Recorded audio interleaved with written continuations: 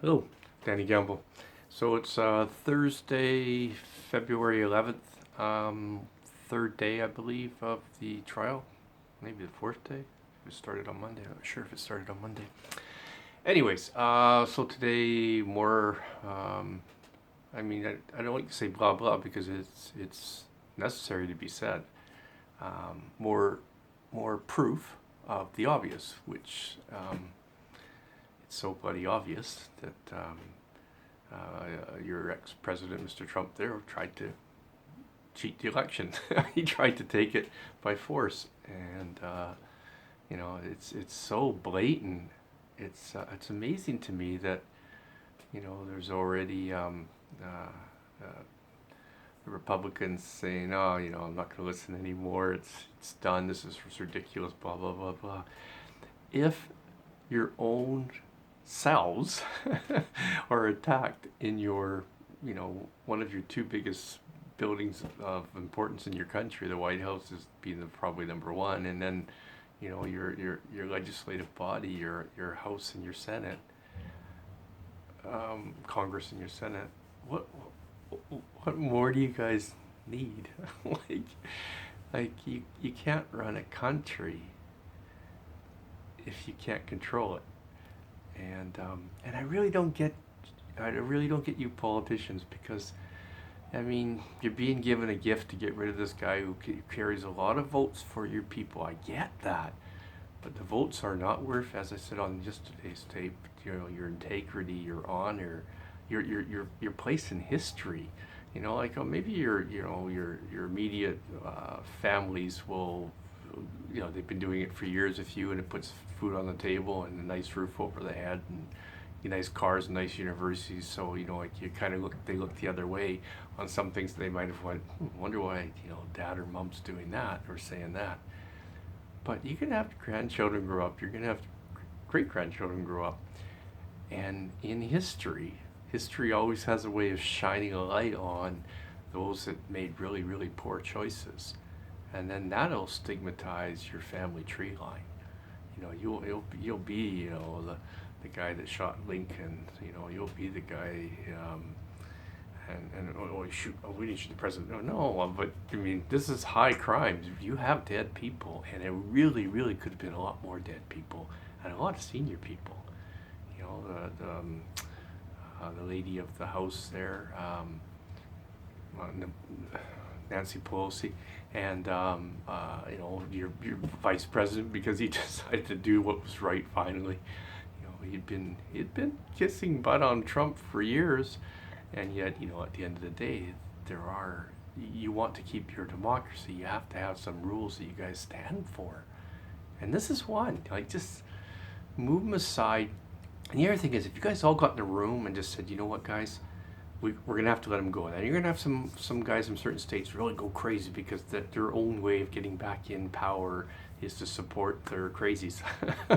But overall, if it was done as a group, we're standing up for democracy, the whole group, most of you would skate through because of that. And you look like heroes. Well, we had to stand up. He was out of line, and it might even actually help towards you retaining your votes and getting new votes or more votes next time around. Maybe you'll be back in power with a more sane leader. But doing the route you're going, you might protect your own individual jobs in the Senate or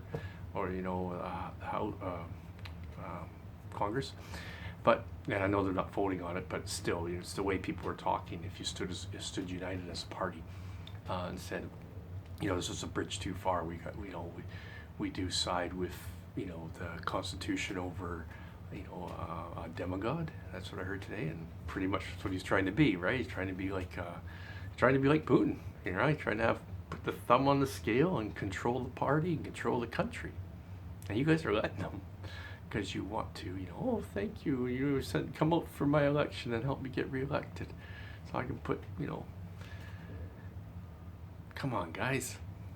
This is a Canadian telling you this. Who the hell's a Canadian telling you this? Well, that's actually probably good. Just helicopter view, somebody that doesn't have skin in the game and can't be bought like you guys seem to be bought. And if you're feeling insulted right now, then do the moral thing. it's actually better for your party long term. Um, I think, and you know what, the people you're afraid of that are his base, they're not going to go Democrats next time, so they're still going to mostly vote for you. And if you guys handle it right, and because I bet you right now there's some of them upset too, because they got thrown under the bus. They're all going to jail. They're all getting charged. They're going to have 15, 20-year charges. And yes, if you guys get back in power, and I'm sure you guys will find a way to have those either nullified or reduced, but they're in jail for a while to come now. And that's because they were listening to Trump, who was your leader that you guys didn't stand up to sooner. And now you've got this huge mess, and you're just gonna form around put the wagons in a circle and form around it, and just start shooting all those Democrats out there. Like, come on,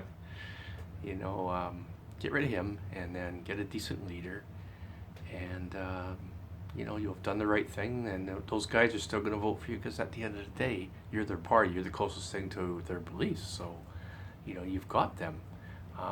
Will a few of them be disgruntled and not want to go out and vote because you didn't blindly support Trump? Well, yes and no. Some of them right now that are thrown under the bus are going to be telling their friends and themselves, hey, this guy told us to do this and now he's nowhere to be seen, and now he's pretending he's not so he doesn't go to jail. He's left us. He's left us to pay the price of what he asked us to do. The other scenario too is perhaps a lot of you will get off or be reduced sentenced. Think about that.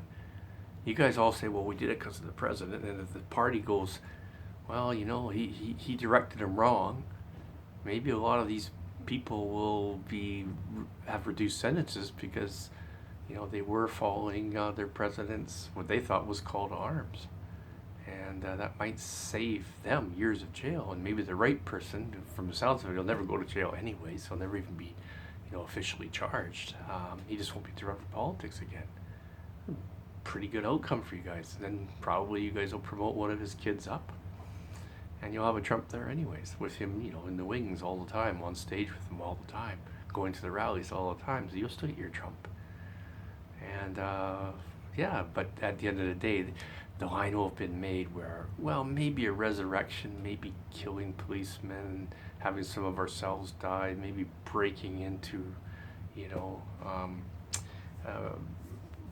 our House, House of the Senate and the Congress. Maybe that's a little too much. Maybe we did go a little overboard. Let's get the sentences reduced. Let's put Donald sort of to the side, and eat a little humble pie and get it over with. And it's only just the start of the new term for the next guy. So you got 4 years, and then if they win again, you got 8 years to get things straightened out. And if they don't win, well, maybe in 4 years you'll have someone else ready to step up.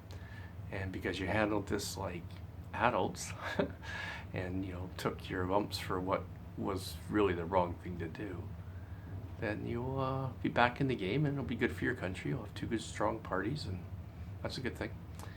And hopefully you pick the right leaders next time.